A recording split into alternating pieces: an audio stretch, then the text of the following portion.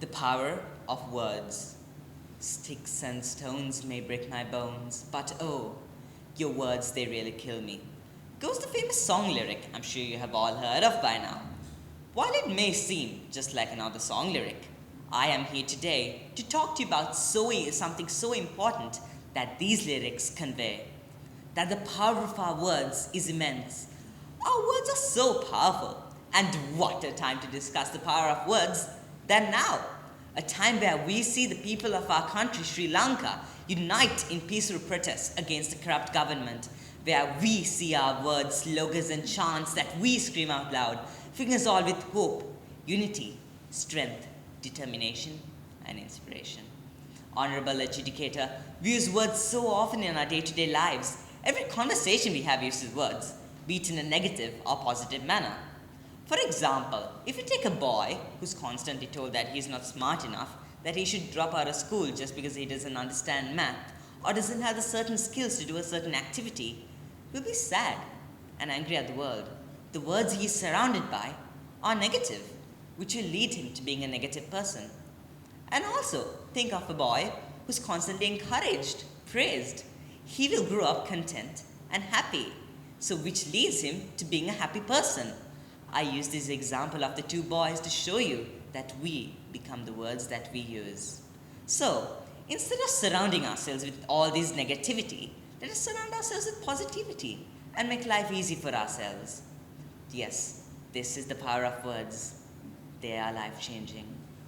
And I think the most important word that we can use in our day-to-day lives, and especially as children, is yet. And I encourage you to apply this to your day-to-day vocabulary as well. For instance, instead of thinking, oh, I don't understand this lesson, I'm going to fail my exam, change your words and tell yourself, oh, I don't understand this lesson yet. I will eventually, but I don't currently. And that's okay. This tiny change in the way that you speak to yourself will make a vast difference on your outlook and change your negative emotions of self-doubt and pity into positive ones of hope and possibility. This is the power of words. They are transformative. And along with this, words are also being used to tell us stories. Stories of people who braved against the impossible to achieve their dreams. Stories of sports people who got that Olympic gold medal against their greatest struggles. These stories have the emotions to get us up on a bad day, to make us study the extra, to make us run the extra mile. Because if they could achieve their dreams, so could we. Along with stories, words are also being used to educate people. If I draw your attention to the streets right now, you can see that words are being used to educate our fellow Sri Lankans on our rules, our laws, and our country's history and its politicians. Well, this is the power of words. They allow us to communicate, and it has allowed us to educate generations and generations of people. This is the power of words.